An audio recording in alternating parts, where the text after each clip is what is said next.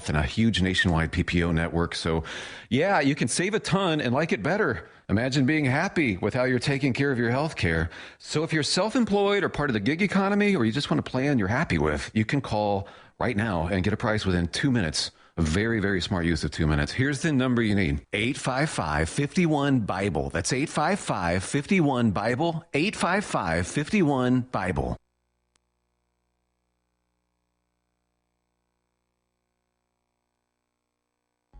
Located in the heart of San Bernardino, California, the Teamsters Local 1932 Training Center is designed to train workers for high-demand, good-paying jobs in various industries throughout the Inland Empire.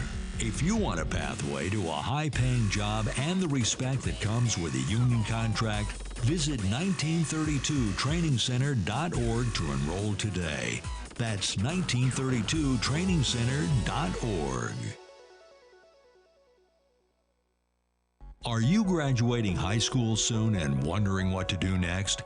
College is one option, but why not consider the high-paying jobs made possible by union power?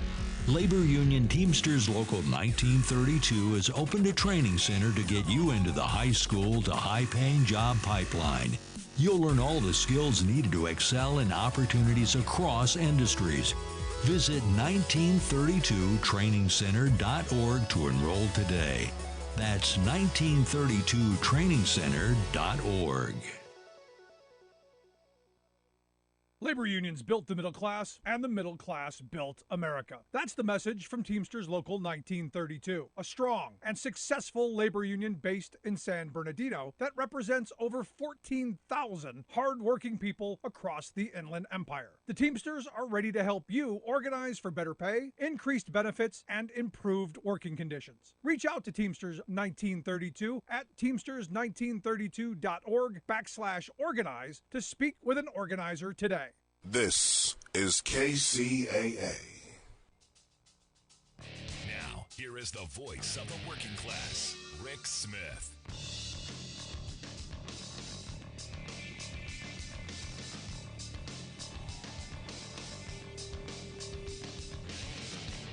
And welcome, brothers, sisters, working class heroes. This is the Rick Smith Show. Thanks so much for being here today on the big program. Lots to get to. Lots to talk about. Michigan, looking at you. I'm hoping, very much so hoping, Michigan, you're going to show the Democrats how to actually govern. Michigan is going to show us how to get it done so that in 2024, if Democrats take power again, maybe they'll have the blueprints of how to move an agenda. I'm hoping that the good folks there in Michigan who have swept into controlling all of the branches of government now use that power. Now remember, a couple years ago, Virginia did this. They took the governor's mansion, they had the General Assembly, they had the power to do pretty much what they wanted. And I would argue, well, not so much. And it's always been my view that when you get the keys to the car, drive it. When you have the steamroller, pave the road. Simple. Give people a reason to vote for you. And this is where I keep telling my Democratic friends. Push those policies we all want. Do the things working people want you to do. For instance, I got a memo of some of the things that are going to be moving in the legislation that's going to be moving in Michigan that I think will do very good things for working people. A couple of pieces of legislation that are going out. One that would enable workers to keep more of their hard-earned cash by expanding and increasing the earned income tax credit. People with kids who have jobs, because again, remember, we want people to have jobs. We want people to have children. We want them to be able to support those kids. Getting them the resources they need to help support their families. Smart idea, good policy. Something Republicans should be all in favor of. Because in fact, the earned income tax credit was, if you remember, something that came up during the Reagan years. Yeah, because we wanted those people to keep jobs, we want them to have kids. So instead of, welfare programs, we gave them a little bit of help with the job stuff. I'm in favor of that. As you know, and I take heat for this every time I say it, and I will say it again. I'm against handout programs.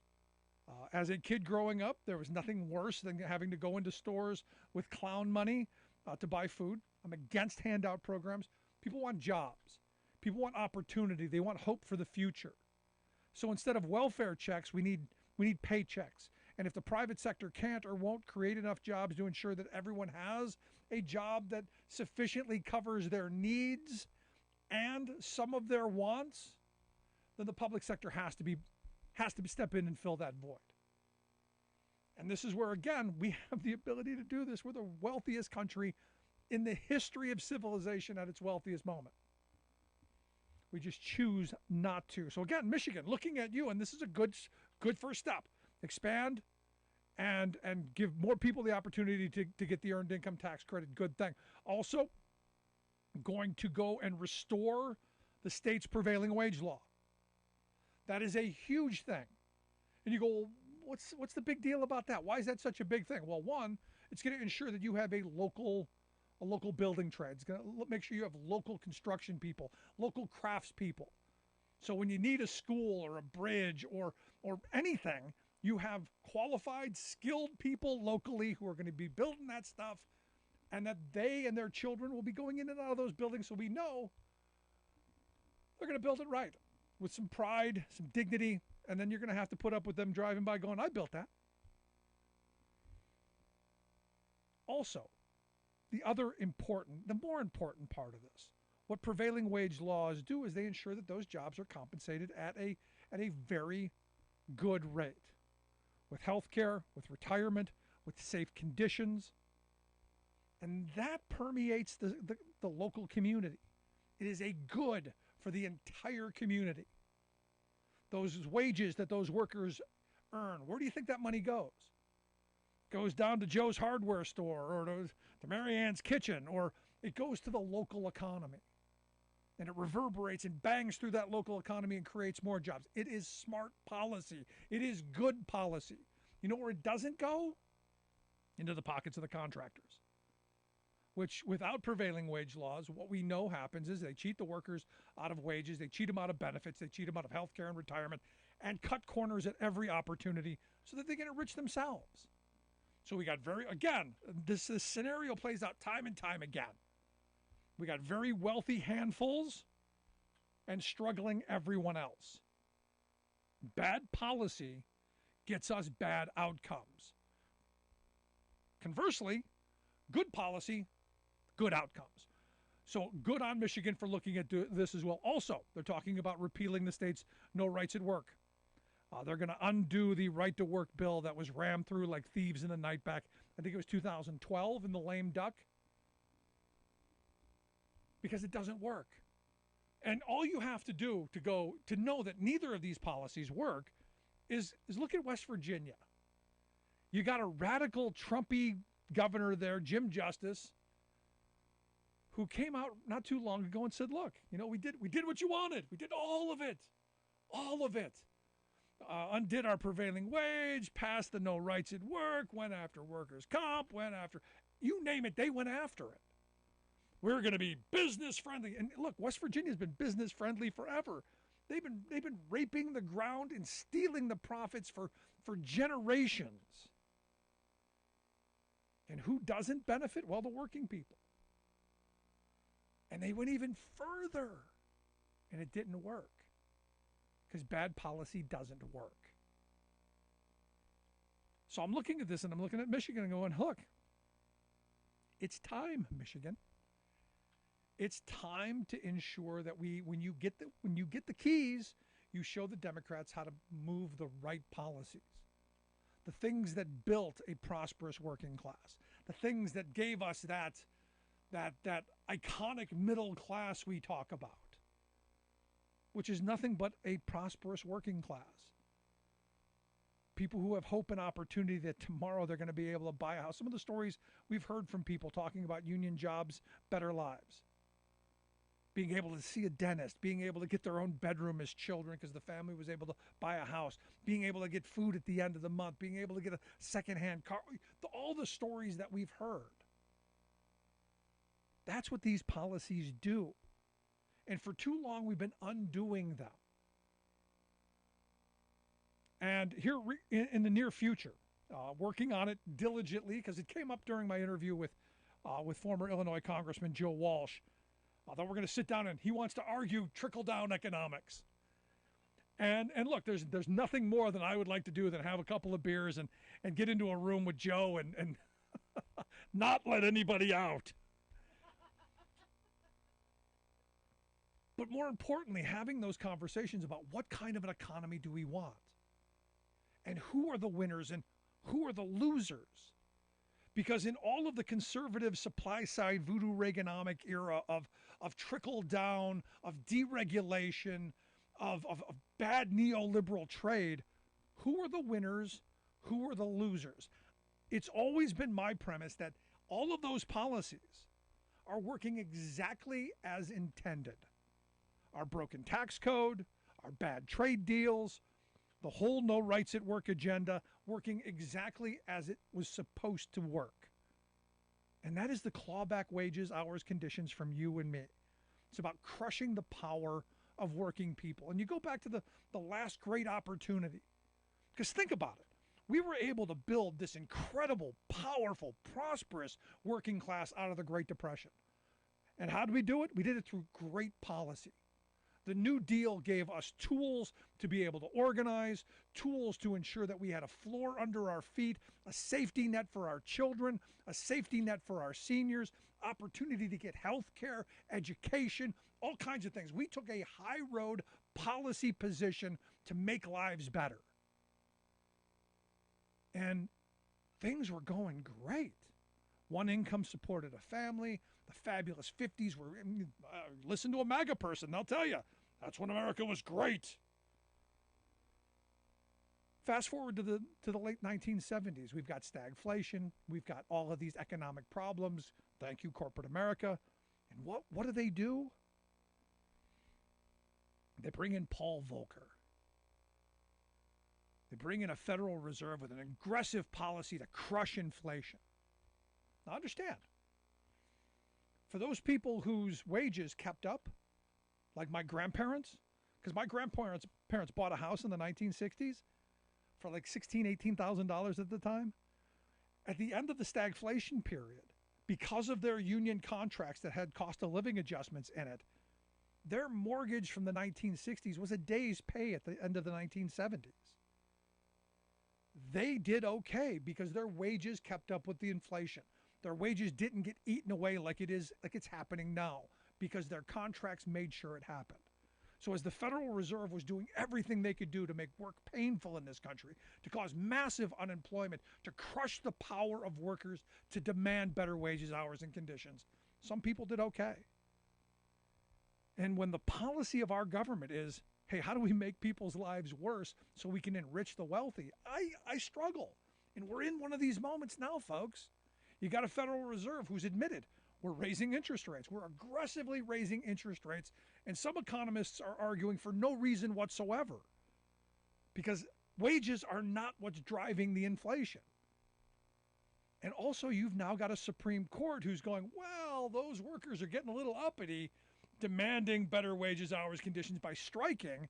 Now we may we're going to curtail that power. Understand, it's the policies. It's the things that we allow to happen in our government. And as divided as we are, red hat, blue hat. Look, some of the most MAGA extreme Trumpkins that I know are good, decent union people who want to support their families and want the best economic outcomes. It's they've bought the wrong they've bought the wrong outrage. They're outraged at nonsense while they're being robbed blind because they're not seeing it. This is our responsibility to take this moment and refocus it back on what's really important. We are being robbed blind. Ask anybody who's my age and older, in their 50s and early 60s, the job they had back in the early 80s, the mid 80s. How much were they making back then? late 70s, in dollar terms, what were they making back then in manufacturing? And it's, interestingly enough, right about the same as they're making now. No economic gimmickry, no inflation calculations or weird triangulations. No, dollar for dollar. Some people were making more back then because we've given corporate America so much power to use policy to crush our ability to fight for those better wages, hours, conditions, and the ability for us to support our families. And then they've thrown us outrage candy to make us hate each other instead of where it really belongs. Corporate boardrooms, business roundtable, bad policymakers, neoliberal economics, and which is why I cannot wait to sit down in a room with my good friend Joe Walsh and have a spirited discussion over a couple of beers. We are putting that together so we can do it face to face. I don't want to do it over Zoom. We are going to sit down and we will put that podcast out unedited. I will not edit it, and it will not be FCC friendly, so you will not hear it on the radio. That I can guarantee you. But I want to hear your thoughts. Anything I've said got on your skin, I want to hear it. Email me, rick@thericksmithshow.com, or give us a call, 1-866-416-RICK, 1-866-416-7425. This is The Rick Smith Show. For working people, come to talk.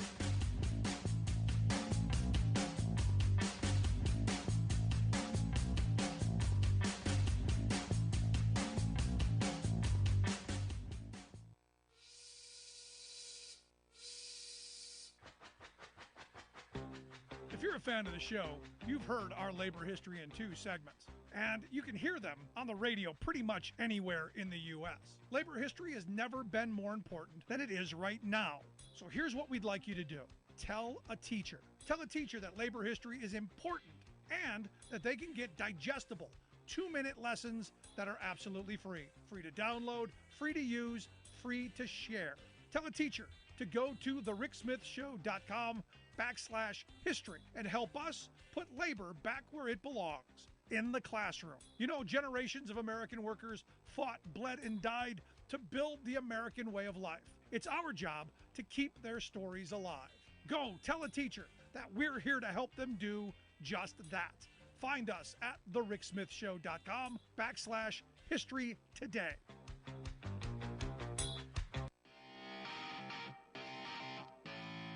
Welcome back to the Rick Smith Show. Now, here is Rick Smith.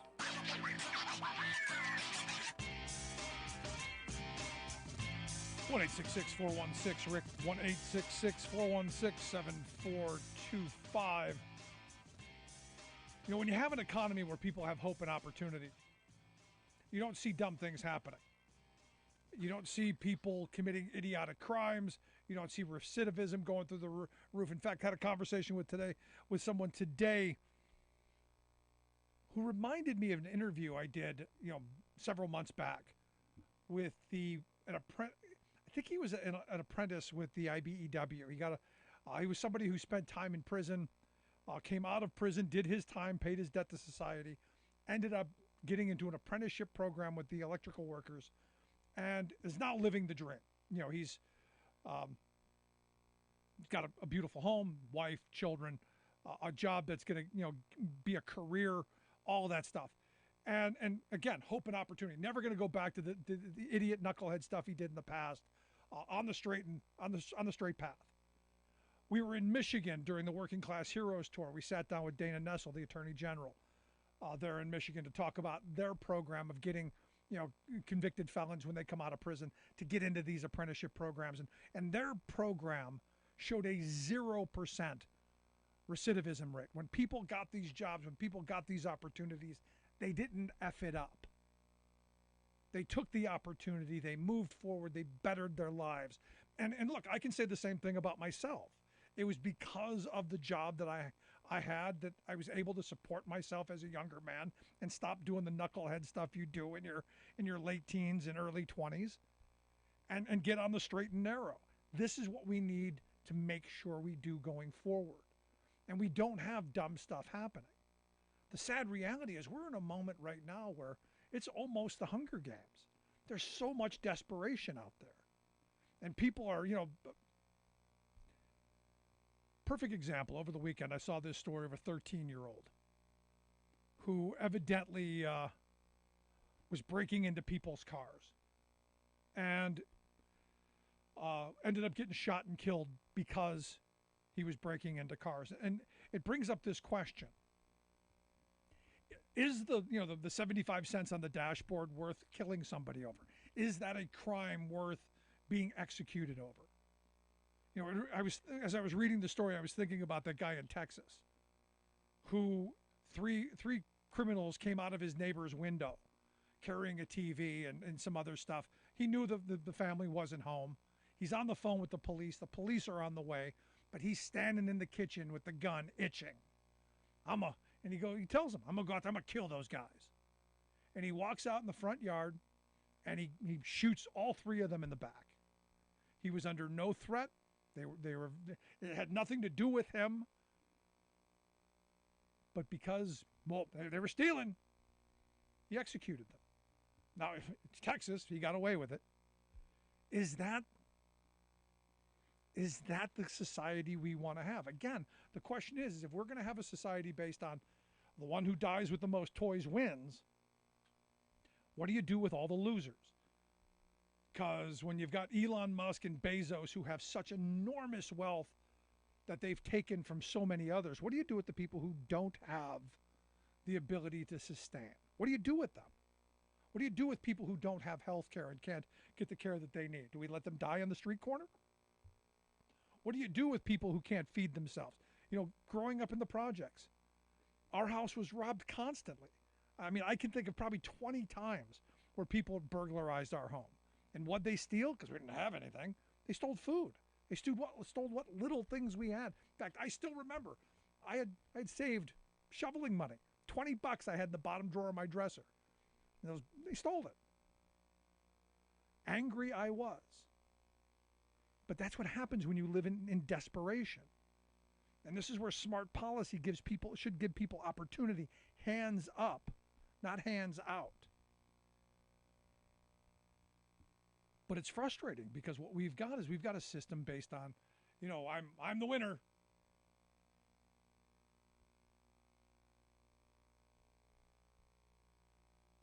I mean, it's crazy.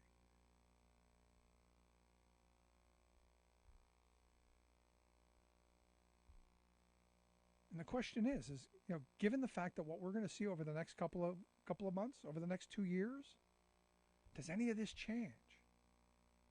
Because I argue our political system is exactly where the rich and powerful want it. Broken, ineffective, divided, and having people throw up their hands and go, we can't do anything.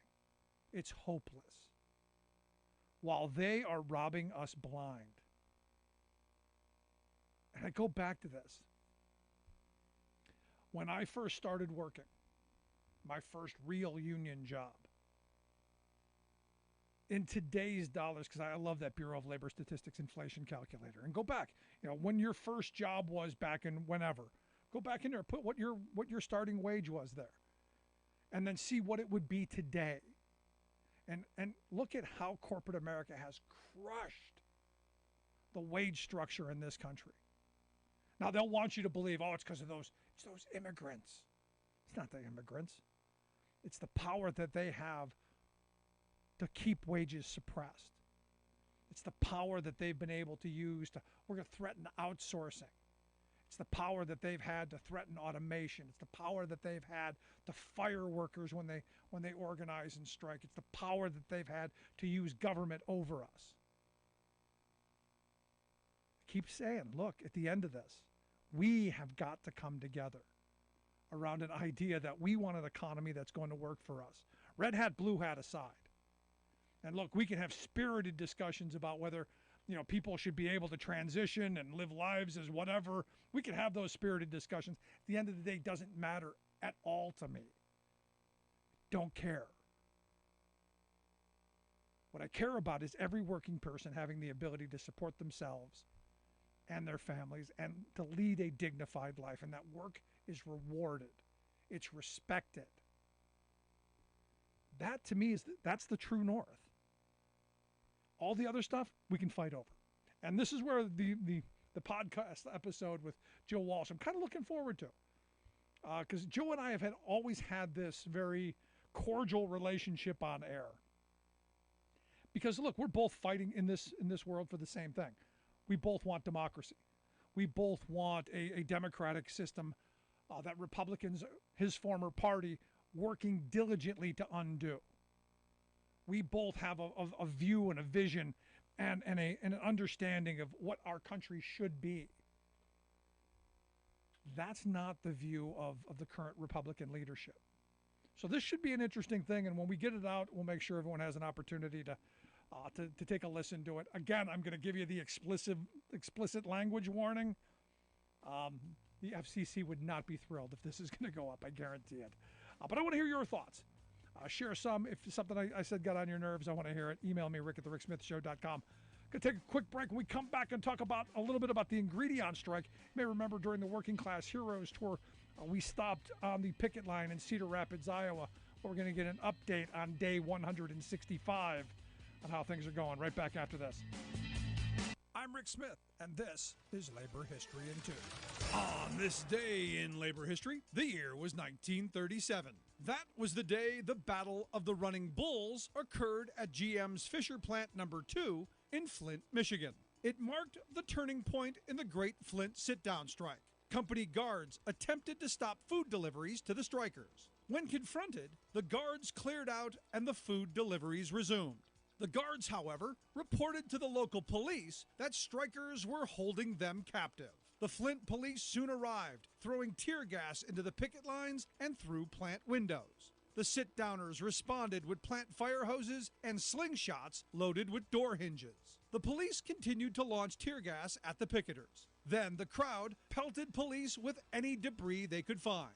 It was at this point that the police began firing indiscriminately into the crowd, seriously wounding 16. Glenora Johnson of the Women's Auxiliary, speaking from the sound truck, called her women to action. She recollected in 1976, quote, that when I appealed to the women of Flint, I said, there are women down here, the mothers of children, and I beg you to come down here and stand with your husbands, your loved ones, your brothers, your sweethearts. Then I saw the first woman struggling, and I noticed when she started to break through and come down that a cop grabbed her coat, and she just kept coming. As soon as that happened, other women broke through, and the cops did not want to fire into the backs of women. When the women did that, the men came naturally, and that was the end of the battle. The Women's Auxiliary would continue to play a vital role throughout the strike. Sit down, don't keep your feet. Sit down and rest your feet. Sit down, you gotta think.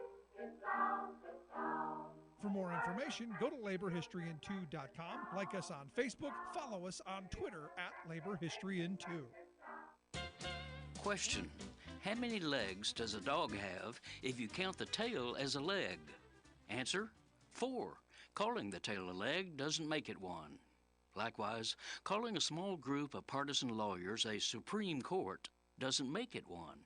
There's nothing supreme about the six-pack of far-right-wing political activists who are presently soiling our people's ideals of justice by proclaiming their own anti-democratic biases to be the law of the land. On issues of economic fairness, women's rights, racial justice, corporate supremacy, environmental protection, theocratic rule, and other fundamentals, these unelected black-robed extremists are imposing an illegitimate elitist agenda on America that the people do not want and ultimately will not tolerate. Indeed, the imperiousness of the 6 ruling judges has already caused the court's public approval rating to plummet to a mere 38%, an historic low that ranks down there with Trump and threatens to go as low as Congress. This has led to a flurry of protests by the court itself, attesting to their honesty and political impartiality. The integrity of the judiciary is in my bones, pontificated Neil Gorsuch, who now stands accused of having lied to senators to win his lifetime appointment. We are not a bunch of partisan hacks, wailed Amy Coney Barrett, a partisan extremist jammed into the court in a partisan ploy by Trump in the last few hours of his presidency. Judges are not politicians, protested John Roberts, who became Chief Justice because he was a rabid political lawyer who pushed the Supreme Court in 2000 to reject the rights of voters and install George Bush as president. This is Jim Hightower saying, remember, in America, the people are supreme. We don't have to accept the rule by an illegitimate court. For reform, go to fixthecourt.com.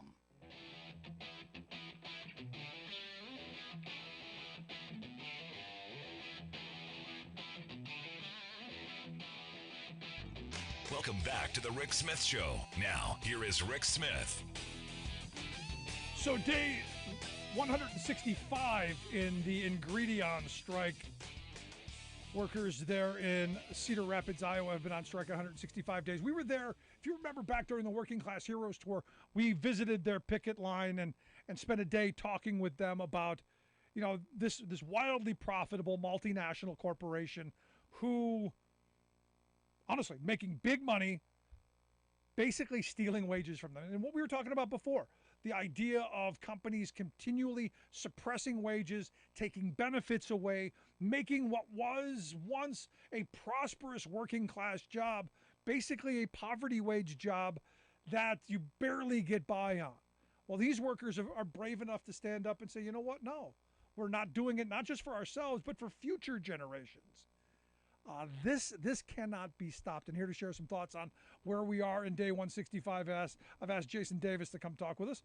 Jason is an international representative with the BCTGM International Union, their website, bctgm.org. Jason, thanks for taking time for us. Thank you, Rick, for having us. So it's day 165, and look, nobody wants a strike to go on this long.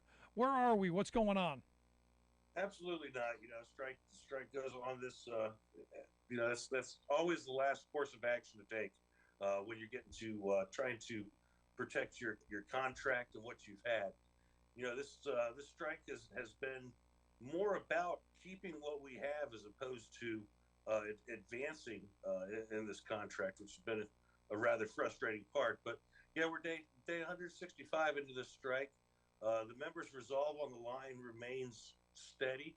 I'm so proud of this group, Local 100G here in Cedar Rapids.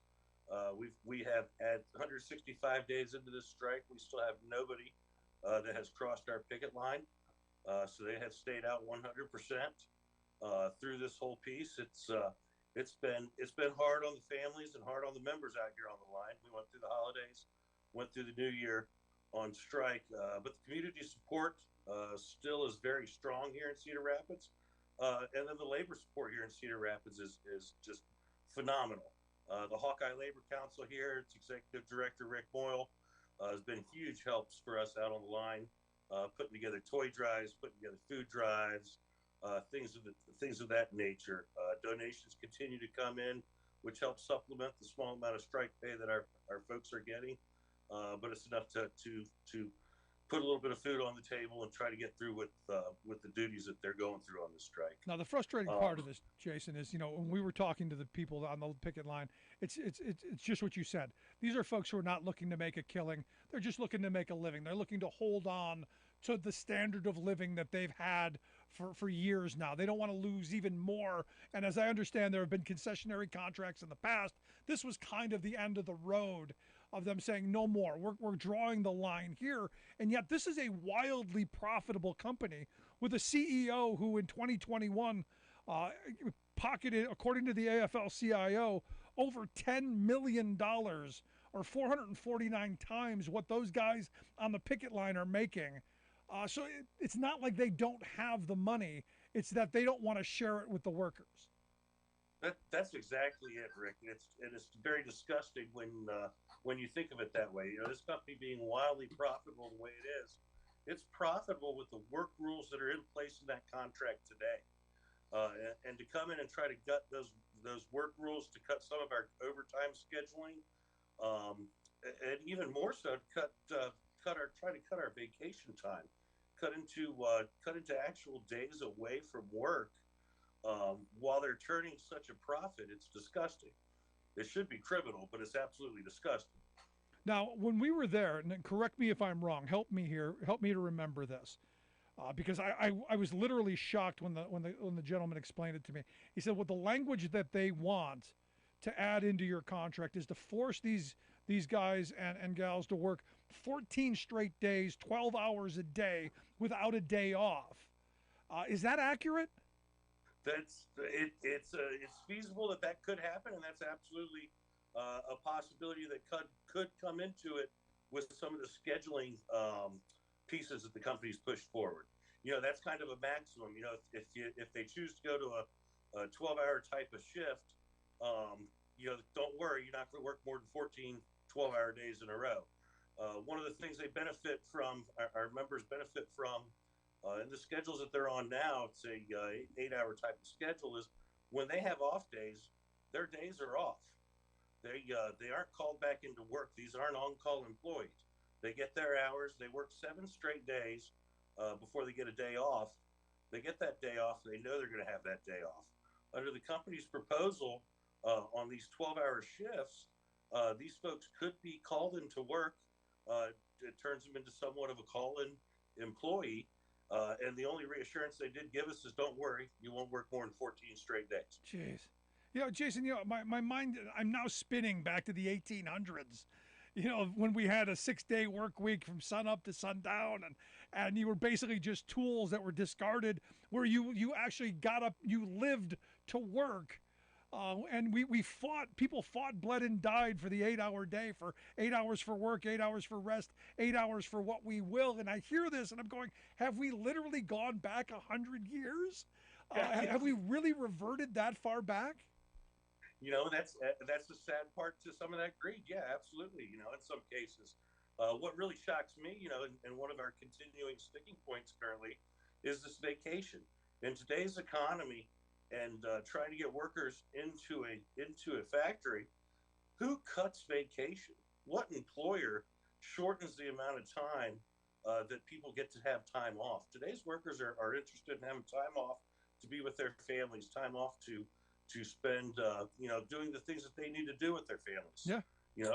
It's like you said, in the old days we may have lived to work, but we work so we can get out and live. You listen to the Rick Smith Show. We're here with Jason Davis. Jason's an international representative with the BCTGM International Union, bctgm.org, their website. You talked about greed for a moment, and I find it ironic that the company's name is Ingredion. I find that very, very interesting.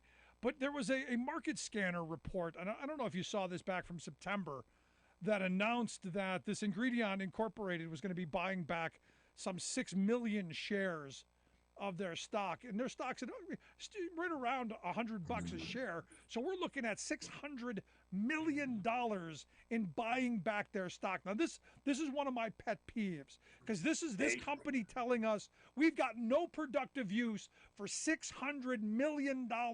We can't give these workers raises. We can't invest in new equipment. We can't invest in new technology. We can't do. We're gonna be greedy.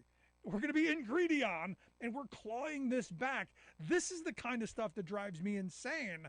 And this is where I think we need to be focusing more attention on this kind of stuff, CEO pay, this kind of just blatant greed. And I know I'm not saying anything new to you or your listeners. Most of these executives, their pay is directly tied to that stock price. And as these companies put into the stock buyback, and you're absolutely right on Ingredion. During the third quarter, they got an approval for another $600 million to spend towards stock buyback. That's why they're as the market was taking a bit of a downturn, Ingredion kept going up because the shares are artificially inflated through these buybacks, which only turns around to the executives and the wealthy shareholders that are making that much more money because of. Let's take this $600 million and put it back into our shareholders. So let me ask you this again, because the company has announced they're going to buy back $600 million in their shares to enrich the CEOs and the executives. What are your members asking for again? Our members just asking for a fair contract, Rick. That's the funny part, You asking for $600 million? Because evidently they got it. Absolutely not. Absolutely not, Rick. We cost through where we believe our economic package is. In our economic package, we only look at increasing, I believe, as I'm looking at our last piece, it was It was under $3 million. Is that a year? Is that $3 million of an increase? Is that for the year over or for the four- life of the contract? over the 4-year term. Wait a minute. Yeah. This whole thing is over $3 million over 4 years, and with a company that's going to buy $600 million in shares. You're kidding me, right? It's a little more complex than that, Rick. When we get into negotiations, because each proposal has a different value to it. But when we look at the wage portion of it, by our calculations, when we were putting our calculations together of it, yes, it is very minuscule. It was around the $3 million mark. Just disgraceful. I mean, so then the question I have here is, if that's all it is, how much are they losing by putting out crap products? Because when we were there, some of the people were saying, they're putting out products that are, coming back. They're putting out products that customers aren't using, that they're losing customers, that this is, and I know these big multinational companies don't care about their customers or consumers. They only care about fattening their bottom line. But at some point, it's got to kill the golden goose, no? Diminishing returns, absolutely. So, we had a strike here in 2004, and it actually took us 7 years to rework some of the bad product from a 78-day strike at that time. There's no telling how much bad product they have out there. But as of their third quarter 10K reporting to the SEC, they reported a $9 million expense related to what do they call it? A labor dispute in Cedar Rapids. We'll just call it a strike. And that was only for the first 2 months. So when we take that out and average it out, that's $150,000 a day that they are spending to try to beat these workers. We've got 125 bargaining unit workers. They could pay these workers $1,000 a day and still come out 25 grand to the good every single day. So then I got to ask the next question then. If it's clearly not about the money. Clearly, I mean, if it's only going to cost them a little over $3 million and they've lost $9 million, it's clearly not about the money. It's got to be about something else. So then my mind goes to the next space, which is normally what it is. Is this them trying to bust the union? That may be part of it. I also believe it's it's sending a message across the rest of their network. Ingredion bought this company in 2015. It was previously known as Pedford Foods. And Ingredion's trying to come in here and standardize, I think more standardized to the rest of their contracts, this contract, which like I said, this location has had these work rules in place for a long period of time. This location has won several awards for being profitable, for being one of the better locations. I mean, they had some kind of a CEO dinner, I think it was, 2 or 3 weeks before they walked out on August 1st for their work performance over the past year. So I mean, this is these members work hard. They put out a fantastic product. What they do it safely. Yeah. And one of the things that comes in this plant too is this is cornstarch these guys deal with. There's a actual danger that comes along with working with cornstarch and ethylene oxide. So it's a safety risk that having these scabs in here or replacement workers in no, here they're is, scabs. No, they're scabs. Causing as well. Yeah, absolutely. Yeah, stop with the corporate speak. They're scabs. That's right. No, but you just sparked a memory in me, because when we were on the picket line there was a sign, thanking the employees for their dedication and how much they meant and how essential they were, and while they forced these people out on the picket line, it's disgraceful. So let me ask you a last question on this. What's it going to take to get this done, and how can people help?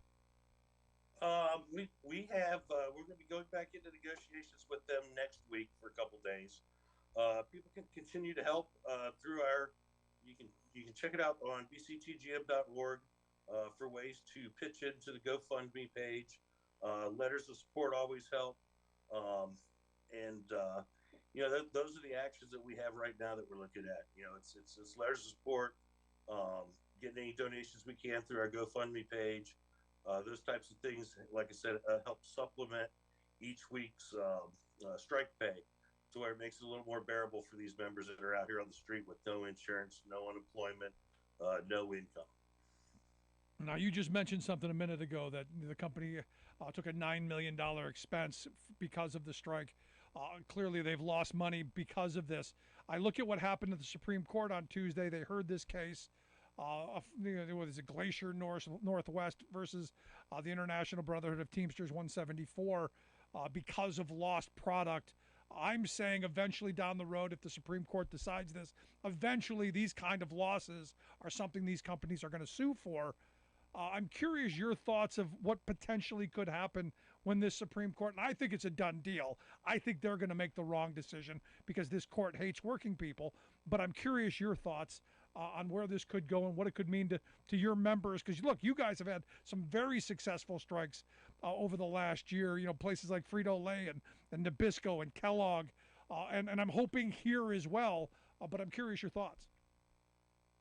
It could be devastating, Rick. You know, it's no secret that there's been a long, systemic and concerted effort to defund unions and to you know, whether it's right to work for less, you know, wherever it is, where they're trying to defund unions, and we simply don't have the resources that a lot of these multinational corporations have when it comes towards this type of thing. But when we get into a strike, like I said, a strike's our last resort. You know, that's what it is. It's economic pressure on both sides to try to get to a deal, and that's you know, to me, that's a fundamental right for what our workers have and our members have, is to be able to go on strike. But when you start tying in the possibility of being tied down to millions of dollars, that's going to put unions out of business, in my opinion. No, and that's the goal. I mean, the goal is to continue to threaten you with frivolous legal action, as they have done for decades now, to keep you spinning your wheels, defending yourself instead of getting out there doing what you're supposed to be doing, which is organizing new members and representing your current members to fight for better wages, hours, conditions, opportunities, and rights for working people. As long as you're fighting frivolous lawsuits, they don't worry about you, which is why they need this. And which is why we, as working people, had better wake up to the realities politically. But Jason, I appreciate you taking time for us. I wish you and your members the best. I hope you'll come back and share some more thoughts with us. And when this is over, when you guys have won, I want to have you back again to celebrate. Absolutely. Thank you so much for having us. Thank you for helping us get our message out, Rick. Thank you. Good stuff. Thank you, Jason. Jason Davis, he is the international representative there with the BCTGM. The international union there, bctgm.org, the website. We'll get links out on social media. I want to hear your thoughts. Going to take a quick break, wrap this up on the other side. Stick around. You're listening to The Rick Smith Show. We're working people. Come to talk.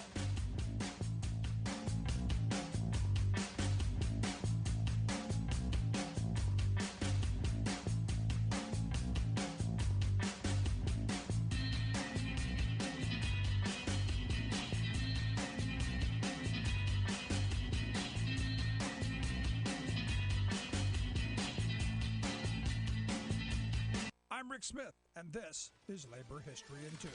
On this day in labor history, the year was 1912. That was the day a strike launched one of the most iconic rallying cries of the U.S. labor movement. 20,000, mostly women workers, in the Lawrence, Massachusetts textile mills began what became known as the Bread and Roses Strike. Led by the industrial workers of the world, the strike was one of the most important events in the history of women workers. The phrase bread and roses had been used a year earlier by poet John Oppenheim. He published his poem in the American Magazine. His first verse read, "As we come marching, marching, in the beauty of the day, a million darkened kitchens, 1,000 mill lofts gray, are touched with all the radiance that a sudden sun discloses, for the people hear us singing, bread and roses, bread and roses." The second stanza continued, "As we come marching, marching, unnumbered women dead, go crying through our singing, their ancient cry for bread. Small art and love and beauty, their drudging spirits knew. Yes, it is bread we fight for, but we fight for roses too." The poem described a call by workers not just for bread or better wages for the basic needs of life. It also called for roses, a life that could include time for beauty and meaning. In 1976, Mimi Farina, the sister of Joan Baez, put the lyrics to music. In 2000, a filmmaker used the title Bread and Roses for his story of unionization efforts of Mexican workers in Los Angeles. And for the past century, the image of Bread and Roses has continued to capture the imagination of working people standing up for their rights. As we come marching, marching, we bring the greater days. For the rising of the women means the Like what you hear? Check out more at laborhistoryin2.com. You're listening to The Rick Smith Show, where working people come to talk. My mind is stuck. My mind is stuck in the economic portion of that contract, $3 million over 4 years, and yet in the first couple of months they lost $9 million. This is a company, this Ingredion, a company that's going to buy $600 million in their stock back, and yet, hey, we can't do it. Can't possibly do it. This is why I keep coming back to, our politics are so badly broken. Our tax code, incredibly broken. The incentives in this country so screwed up. And why, again, I come back to the good socialist president, Dwight David Eisenhower. This CEO, this James Zally, in 2021 pocketed over $10 million. Now, the average worker down on that line making somewhere in the $18 to $21 an hour range, somewhere in there. Sorry, that's less than $50,000 a year. And yet this guy's making over $10 million, as the AFL-CIO pointed out, 449 times the median employee pay.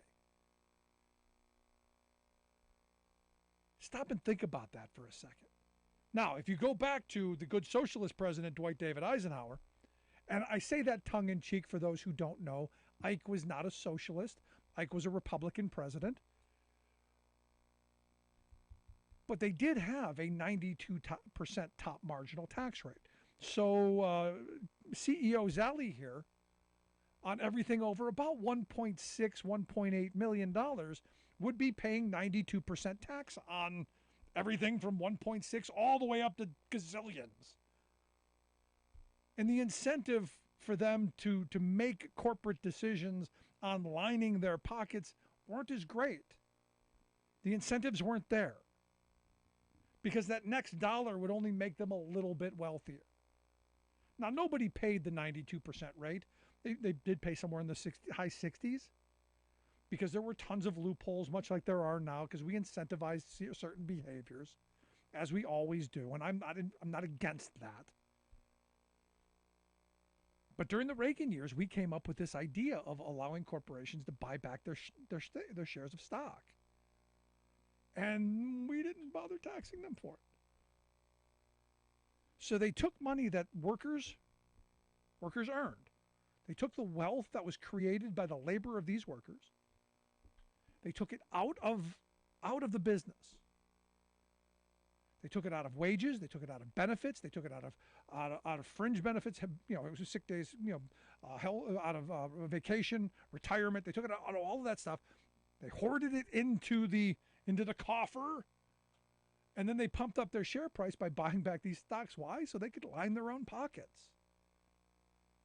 And I had someone the other day, because I said, why don't we talk about stock buybacks as a way of dealing with price increases? Because these corporations are choosing to increase prices because they can, so that they can fatten the bottom line, so that they have more revenue coming in, so they can do more stock buybacks.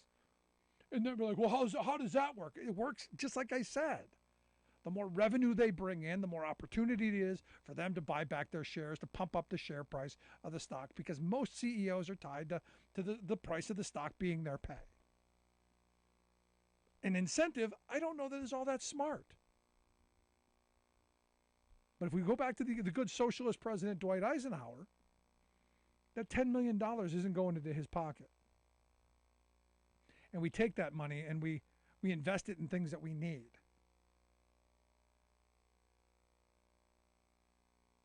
It's disgraceful that we're in a moment in time where work is this degraded.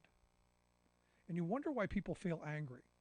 You wonder why people feel frustrated. And I had someone say the other day again to me, they go, no one wants to work anymore. And I retorted quickly, nobody wants to work for poverty wages for people who don't care about them.